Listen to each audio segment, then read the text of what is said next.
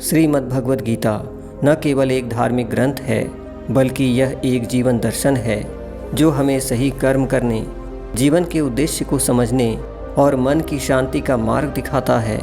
इस वीडियो में हम भगवद गीता के पहले अध्याय के प्रथम श्लोक का अर्थ समझने के साथ इसका गहराई से अवलोकन भी करेंगे। पहला श्लोक। धृतराष्ट्र उवाच धर्मक्षेत्रे कुरुक्षेत्रे संवेता युयुत्सवः मामकाः पांडवाश्चैव किम कुर्वत संजय। धृतराष्ट्र ने संजय से पूछा, हे संजय, धर्म की भूमि कुरुक्षेत्र में युद्ध की इच्छा से एकत्र हुए मेरे पुत्रों और पांडु के पुत्रों ने क्या किया।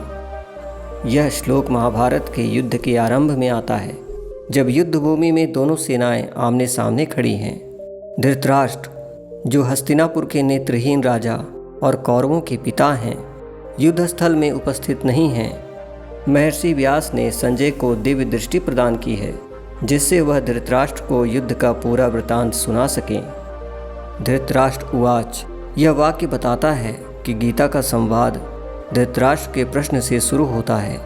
धृतराष्ट्र का अंधापन केवल शारीरिक ही नहीं है, बल्कि वे पुत्र मोह में भी अंधे हो चुके हैं।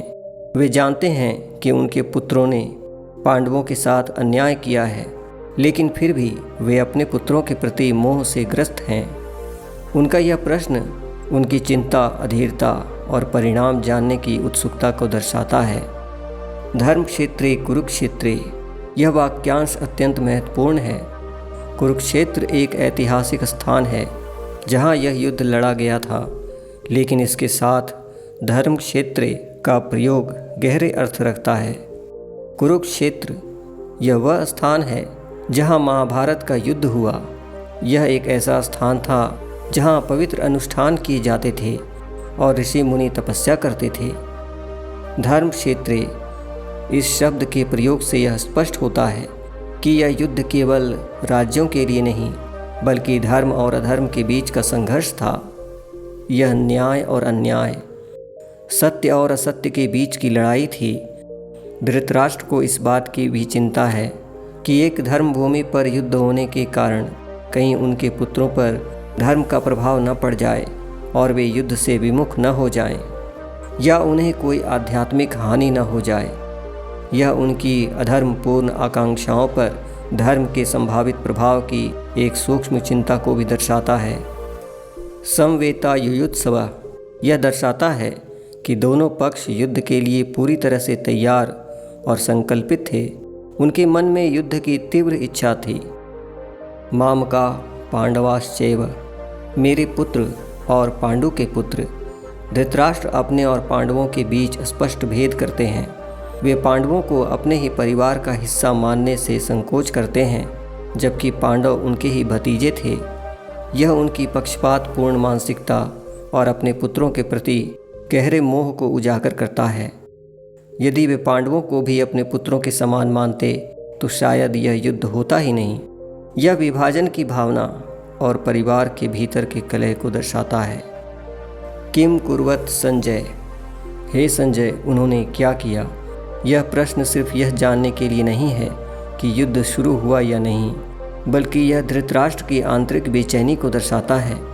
वे जानते हैं कि युद्ध का परिणाम विनाशकारी होगा, लेकिन फिर भी अपने पुत्रों के प्रति आसक्ति उन्हें सही निर्णय लेने से रोकती है।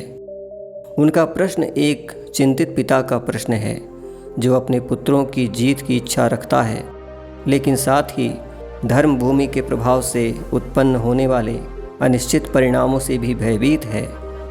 यह श्लोक श्रीमद्भगवद गीता के लिए मंच तैयार करता है। यह युद्ध की पृष्ठभूमि को स्थापित करता है, जो आगे श्री कृष्ण और अर्जुन के संवाद के लिए आवश्यक है। यह धृतराष्ट्र के चरित्र और उनके पुत्र मोह को उजागर करता है, जो इस युद्ध का मूल कारण है।